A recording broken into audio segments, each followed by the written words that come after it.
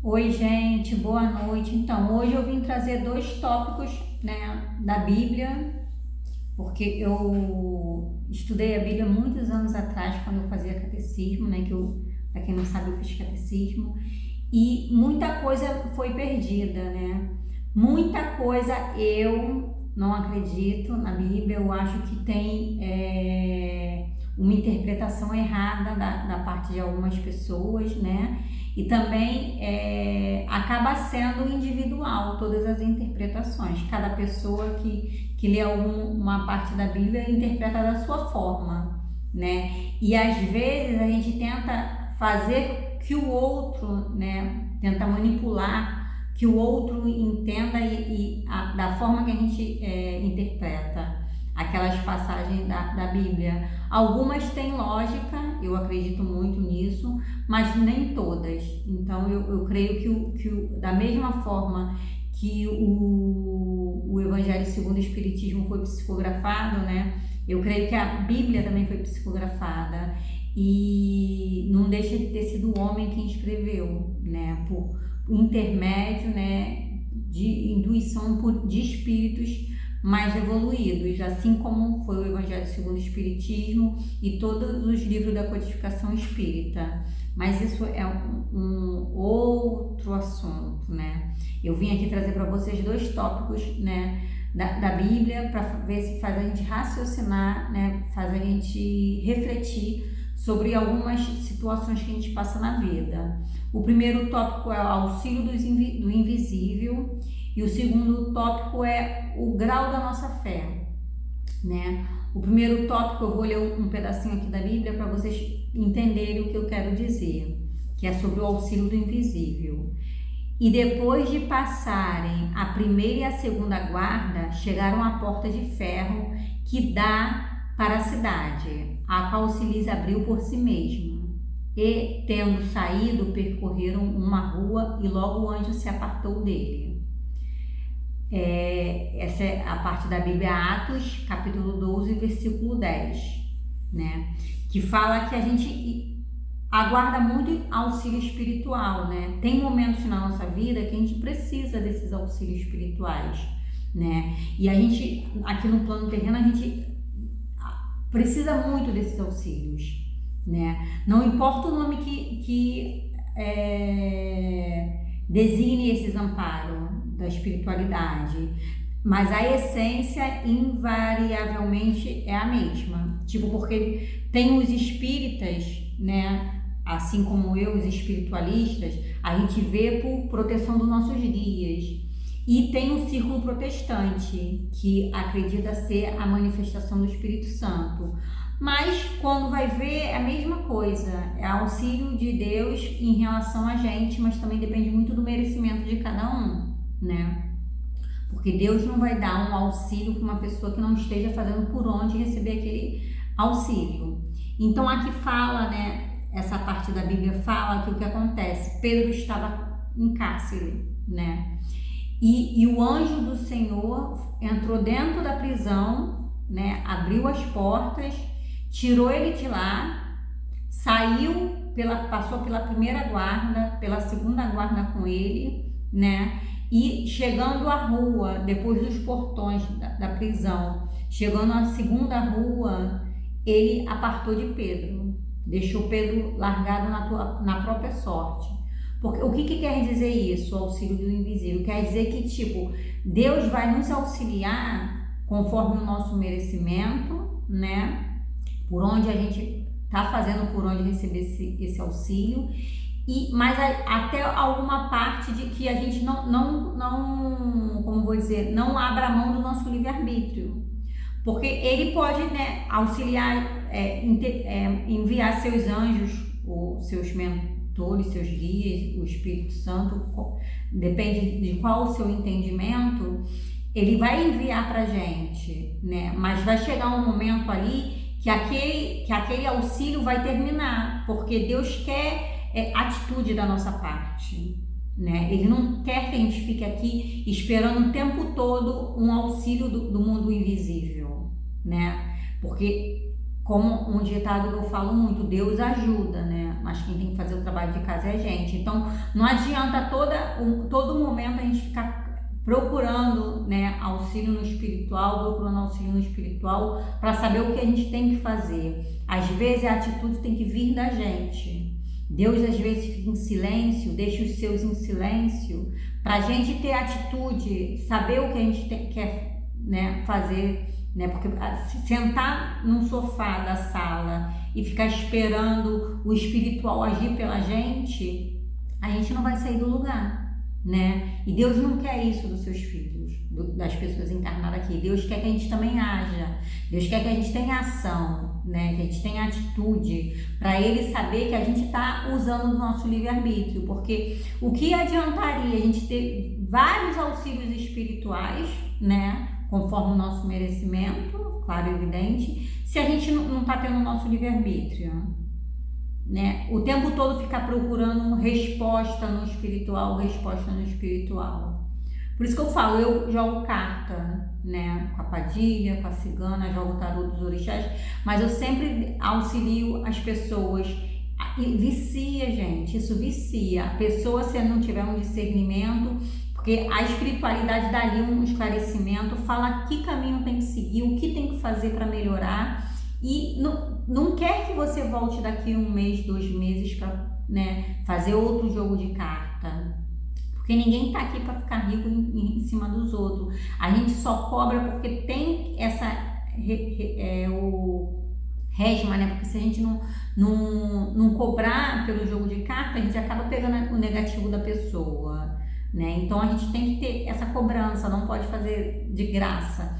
Mas a intenção da espiritualidade não é que todo mês você venha fazer o jogo. A intenção da espiritualidade é que naquele momento ali você tenha aquele auxílio espiritual, né? Porque de alguma forma o espiritual trabalhou para te intuir aí procurar aquele auxílio, aquele direcionamento, né? Aquele esclarecimento, e você seguir aquelas dicas ali que a espiritualidade te dá. E procurar um lugar de refazimento, um lugar de ajuda, ou um lugar para trabalhar, porque tem pessoas que precisam trabalhar no campo espiritual, tá?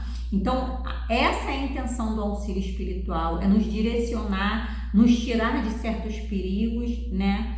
E nos proteger de algumas coisas ou de algumas pessoas, mas que dali em diante a gente tem que andar com nossas próprias pernas, a gente tem que, né, usar do nosso livre-arbítrio para saber o que a gente vai escolher, qual direção a gente quer ir, porque senão a gente não ia ter mérito nenhum, né? O que seria de nós aqui nessa reencarnação se a gente, né, ficasse o tempo todo esperando pelos auxílios espirituais? A gente não ia ter vantagem em ter livre-arbítrio, né? Deus não ia ser indiferente à reencarnação aqui, porque a gente sempre está esperando a resposta lá de cima.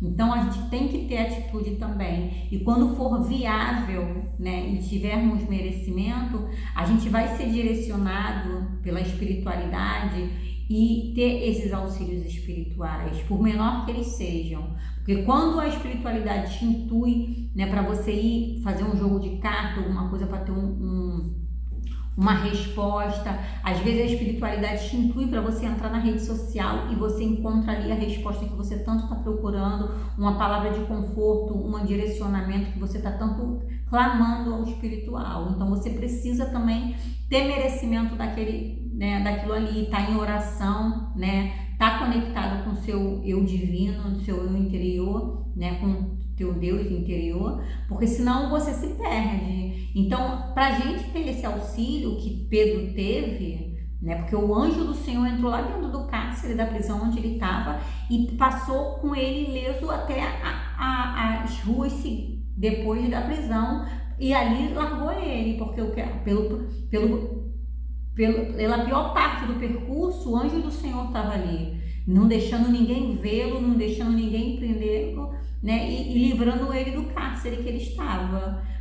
Então, a gente precisa, né, estar conectado com esse espírito, com o espiritual, estar clamando ajuda o tempo todo, porque a gente não caminha sozinho, e às vezes esse auxílio espiritual é alguém de boa índole que Deus coloca nos nossos caminhos, porque nem sempre vai vir exatamente pelo espiritual, né? Às vezes é só um direcionamento que eles dão, às vezes uma pessoa de boa índole que entra no nosso caminho, de um caráter bom, de uma vontade genuína de ajudar, entendeu? Porque muitas pessoas hoje em dia querem ajudar o próximo por benefício, né? Porque infelizmente é assim, as pessoas estão colocando o espiritual como comércio. Tem muita gente que faz isso.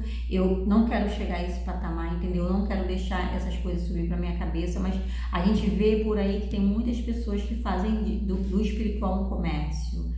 Eu acredito assim, eu, Raquel, como eu falo, aqui é o meu entendimento, eu posso estar errada, né? Mas uma pessoa que está manifestada com seu guia, não tem como cobrar. Se eu estou num terreiro trabalhando, se eu vou fazer uma consulta com você e meu guia vem em mim, né, manifestado, e faz a consulta para você, não sou eu que estou trabalhando, eu só estou ali como instrumento. Então não tem como eu cobrar de você uma coisa dessa, né? Se a minha espiritualidade está incorporada, vamos assim dizer, que eu não acredito que eles incorporam, né, gente? Eu acredito que eles irradiam, né? Se eles estão irradiados em mim, incorporado, como é que seja a palavra, e vá fazer uma magia para você, algum trabalho de limpeza, nessas coisas, não tem que ser cobrado. Ele pode sim cobrar o material a ser usado, mas a manipulação ali das energias, a magia ali não tem como ser cobrado, porque é meu guia que está incorporado, entendeu? Então isso eu acho errado. Agora, se tem que fazer uma limpeza espiritual e eu, Raquel, vou fazer, né? Ou tem que fazer um trabalho e eu, Raquel, vou fazer. Aí pode ser cobrado, porque como eu falei, senão a gente pega a resma do outro, né? Mas é um valor simbólico, não é uma coisa para me enriquecer, porque a gente não vai se enriquecer pelo espiritual, a gente pode cobrar só alguma coisa para, tipo, um pacote de vela, ou um charuto para o nosso Exu, uma bebida para nossa pombagira, alguma coisa assim, entendeu? Um fumo de rolo para o preto velho. Esses são os tipos de pagamento, ou então um valor em dinheiro realmente simbólico, mas que seja só por causa dessa troca, né? E na Umbanda tem muito isso, eu gosto da Umbanda por causa disso, porque a Umbanda é muito coisa de caridade mesmo, né? E o kardecismo também tem muito isso de caridade, né? De olhar o próximo como a si mesmo, de fazer pelo outro sem olhar a quem, né? Porque se a gente às vezes for olhar a pessoa, não tá nem merecendo ajuda, mas a gente não pode ficar julgando, né? Tem que chegar ali e fazer o que tem que ser feito. E essa é a minha intenção, entendeu? Essa é a vontade que eu tenho no coração de ajudar o próximo. Mas também a partir do momento que não me prejudique, porque a gente também tem que ver como a gente ajuda o próximo, porque às vezes ajudar muito algumas pessoas, a gente acaba se prejudicando. E a intenção da espiritualidade não é se prejudicar o instrumento de troca, porque não tem como eu me prejudicar, pegar um monte de resma de um monte de pessoa negativa. A pessoa, não adianta também a pessoa ir ali, fazer aquele trabalho e continuar com as mesmas atitudes, porque a pessoa não vai melhorar, né? A pessoa tem que fazer aquela reforma íntima para o tempo todo estar ali melhorando a sua energia e as coisas melhorar, porque não adianta você vem, faz uma consulta com um guia meu guia fala, você tem que, né, fazer uma limpeza tal. Aí você vai lá, o mesmo guia faz a limpeza tal para você, mas você continua achando as mesmas atitudes. É igual você ir na igreja evangélica, né, se batizar nas águas, porque eles falam aceitar Jesus, né, da forma deles, e continuar a mesma pessoa, as mesmas atitudes. A partir do momento que você deita ali naquelas águas, né, que você ali você renasce para Jesus, né, vamos assim dizer. Você tem que mudar suas atitudes. Ali você é uma nova criatura, então você tem que começar a mudar suas atitudes. Não tem como você deitar nas águas, aceitar Jesus e continuar com as mesmas atitudes, né, erradas de antigamente, com os mesmos vícios, né, de antigamente. Da mesma forma que se você deitar para um orixá, se você, né, fazer aquele sacrifício todo para um orixá, raspar a cabeça, essas coisas, você também, dali tu tá se renascendo pro orixá. Então, dali você tem que se tornar outra pessoa. Não adianta você fazer esses rituais todos, né? Se renovar como pessoa, né? Se renascer como pessoa, por sagrado, indiferente ser evangélico na Umbanda, na Quimbanda, no Candomblé, independente da religião que for, e continuar com as mesmas atitudes. Então, isso que eu acho errado. A pessoa, a partir do momento que ela aceita ali aquele sagrado dela, ela tem que mudar as atitudes, né? Para melhor, é claro. Não adianta ficar preso naquelas atitudes viciosas, né, negativas, que não vai adiantar de nada. Então, não tem como uma pessoa, né, se conectar com o sagrado por um ritual e continuar com as mesmas atitudes.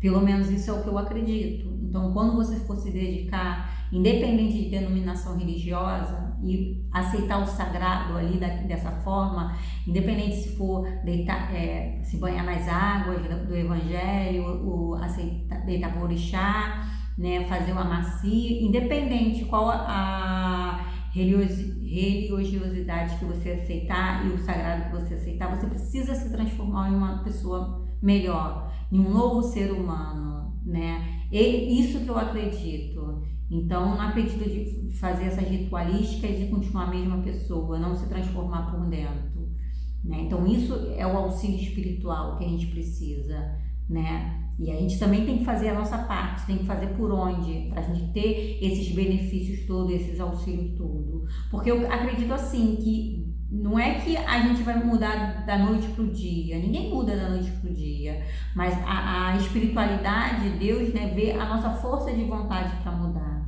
Porque tudo é um hábito, né? Se a gente tem um hábito negativo por muito tempo, a gente tentar mudar aquele hábito, a gente não vai conseguir tão rápido, né? Mas a gente vai tentar o máximo possível, como eu já falei em vídeos aí anteriores, um dia de cada vez. É tentar se transformar em uma pessoa melhor, um dia de cada vez, pra gente, né, cada dia ter uma vitória, né, uma luta diária, mas que aí, com esforço e força de vontade a gente, né, consegue, persistência, isso Deus vê, né? A espiritualidade vê isso na gente, independente de religião. É isso que a espiritualidade quer, e é desse esforço que a gente faz, né, dessa persistência que a gente tem de ser um ser humano melhor, que a gente vai começar a ter os nossos auxílios invisíveis, porque Deus está vendo o que a gente está fazendo por onde, a gente está sendo merecedor desses auxílios invisíveis, assim como Pedro foi, né, em ser resgatado pelo anjo do Senhor dentro de um cárcere privado, né? E esse é o auxílio invisível. Agora, a outra parte que eu falei é do grau de nossa fé, né? Aqui eu trouxe, alguém me tocou porque saiu o poder de mim. Essa parte da Bíblia é linda. É Lucas capítulo 8, versículo 46 ao 30, né? Que é aquela mulher que estava esvairando de sangue, que ela tem uma hemorragia muito forte e ela acaba ficando excluída das coisas, porque as pessoas, né, naquela época lá era doença, as pessoas meio que excluíam as outras quando estavam doentes, e um homem, né, um soldado, se eu não me engano, vai lá e fala com ela: vai lá, Jesus está em tal lugar. E ela fica: mas não vão deixar eu ir. Vai. E ela se sacrifica, ela anda quilômetros para chegar até onde Jesus está com seus discípulos, né? E tem uma multidão em volta dele. Mas muita gente tinha nessa história, né, nessa passagem da Bíblia, em volta de Jesus, ouvindo seus ensinamentos, né? E querendo ser curado de alguma forma.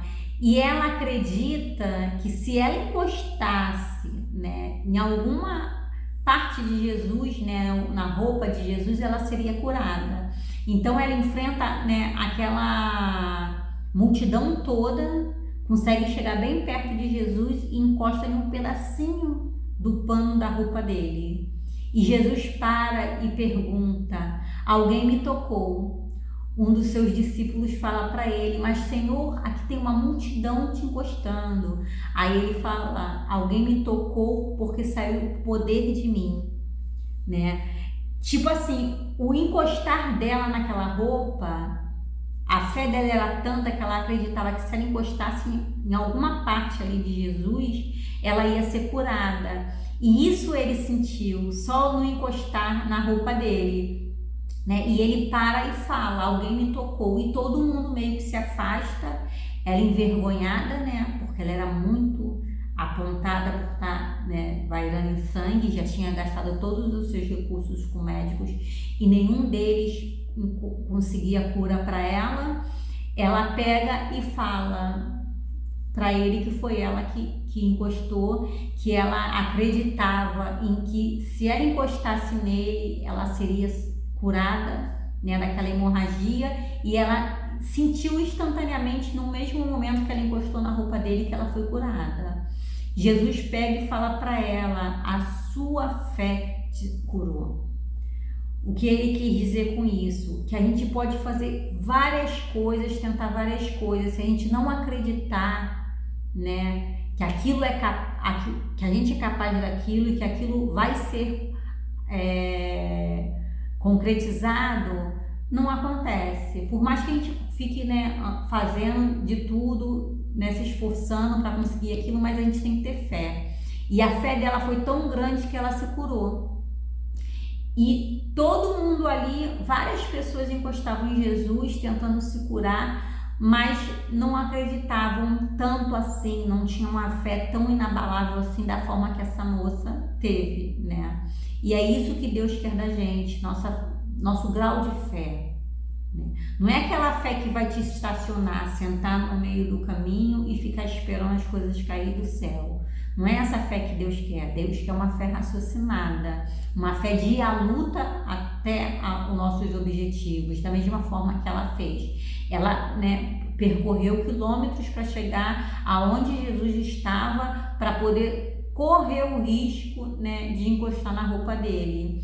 E foi, ela acreditou, ela se sacrificou, ela foi lá e fez e foi curada. E é essa fé, esse grau de fé que Deus quer da gente, né? A fé de acreditar que nós vamos ser curados também, indiferente do que seja, do nosso mental desequilibrado, do nosso emocional desequilibrado, de alguma doença do corpo físico, porque como Jesus fala, vocês farão coisas maiores que as minhas. Então nós somos imagem e semelhança de Jesus, nós também temos capacidade de cura, tanto a nossa própria cura quanto a cura do nosso irmão. Não tem muita gente aí que tem o dom de cura? Nós temos o poder de dom de cura, só que eu não vejo como dom, eu vejo como mediunidade, né? Porque eu acho que dom é uma coisa que nos eleva, né? Ah, porque eu tenho o dom de cura. Não é dom, você não é melhor do que ninguém porque você tem a mediunidade de cura. Você é igual a todo mundo. Todos nós somos médios, cada um em um grau diferente e de mediunidade diferente. Quando você se aperfeiçoa, né, estuda, vai desenvolvendo a sua mediunidade, elas vão melhorando, elas vão, né, ficando mais equilibradas e você vai aprendendo a lidar com elas e a usá-las em benefício próprio e em benefício do próximo, né? E é isso que Deus quer da gente, que a gente, né, tenha fé, né, a fé raciocinada, a fé de agir, de ação. Né? Não aquela fé que paralisa, vamos esperar no Senhor e nada acontece, porque Deus quer ajuda, mas quem tem que fazer o trabalho de casa é a gente. Então esses dois tópicos foi o que eu senti no coração hoje para vir trazer para vocês, né?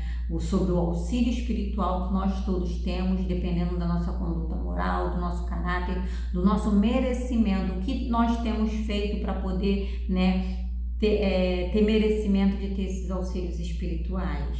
Você tem feito por onde você ter esses auxílios espirituais, e também a nossa fé raciocinada, o nosso grau de fé, que Deus quer isso, que é uma fé em ação, uma fé que corre atrás, uma fé que vai em busca dos seus objetivos, e não aquela fé que paralisa e espera cair do céu, que a única coisa que cai do céu é chuva. E é sobre isso, a nossa fé raciocinada. E vou, né, tirar um conselho aqui no oráculo dos orixás, né, para ver o que Deus tem a nos falar, né, o que a espiritualidade, né, me intui para mim vir falar para vocês, né, para a gente se conectar mais com o nosso espiritual, né? Saber como a gente pode, né, ter esses auxílios espirituais na nossa vida, né? Sem se sacrificar tanto, ter essa cura, né, da nossa fé, né? Aproveitar que ano que vem é ano de Exu e Omolu, né? O Omolu é o orixá da cura, né? Da nossa cura, que ele possa trazer nossa cura mental, espiritual, física e emocional, né? Porque muitos de nós precisamos de equilíbrio em todos os setores de nossas vidas. E vamos ver qual o conselho que a espiritualidade nos traz em relação a essa mensagem de hoje.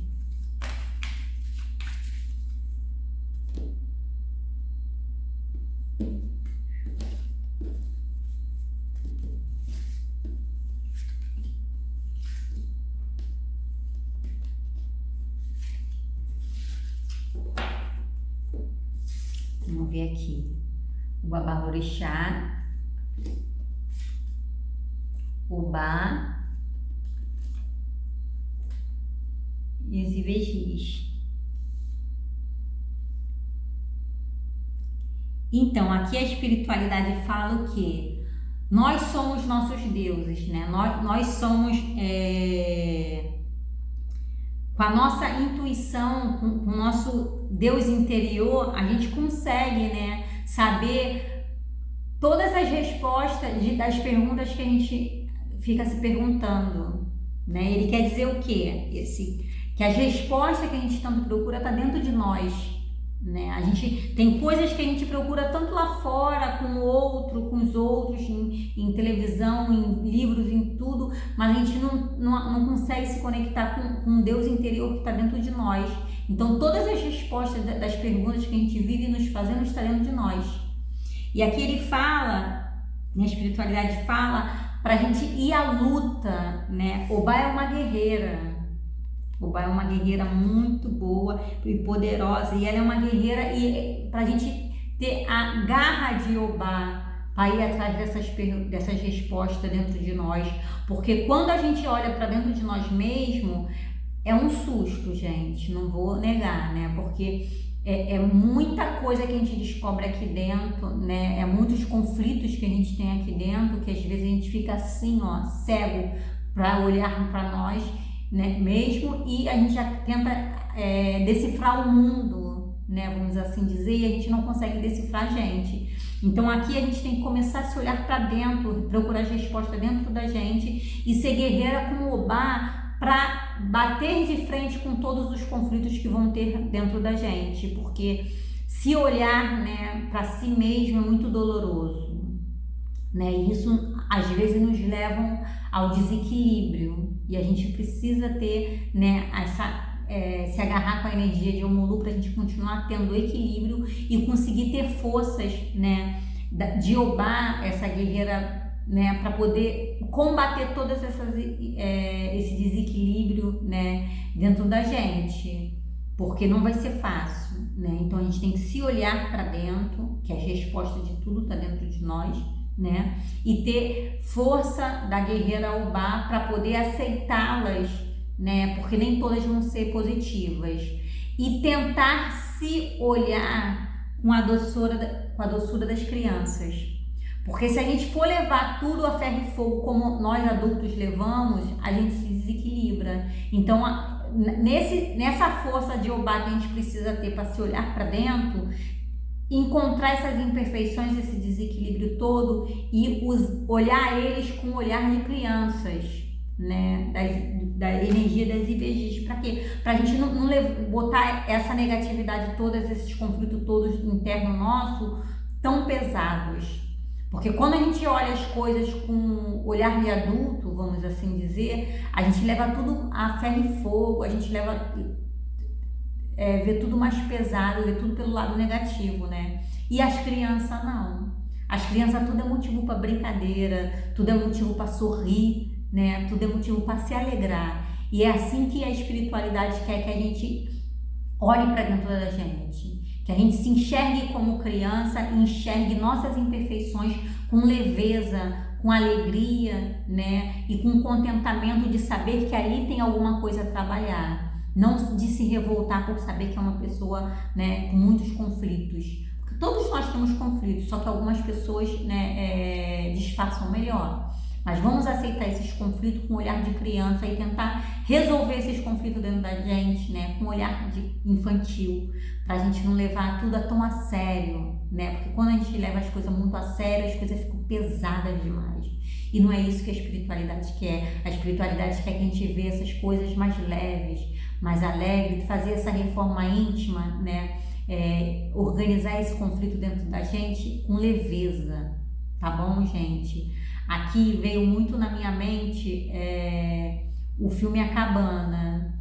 Eu já falei sobre esse filme aqui, esse filme é lindo, é muito bom ver, né? E eu lembro da parte, veio na minha mente, né, para me falar aqui, quando ele vai organizar o jardim dele, com aquela menina que eu esqueci, com a sabedoria, né? Ele vai lá arrumar o jardim mental dele, né? Ele ajeita tudo lá para poder, né, enterrar o corpo da filha ali. Então, isso que a espiritualidade quer que a gente faça. A gente organize o nosso jardim interno, né? Com a doçura das crianças, para poder, né, arrumar ali tudo com alegria, tudo colorido, cada uma coisinha no seu lugar. Mas sem se deixar aquilo ali muito pesado, sem deixar essa transformação interna, né, desses conflitos tão pesado, né? Tá bom, gente? Gratidão por quem chegou até aqui e até o próximo vídeo.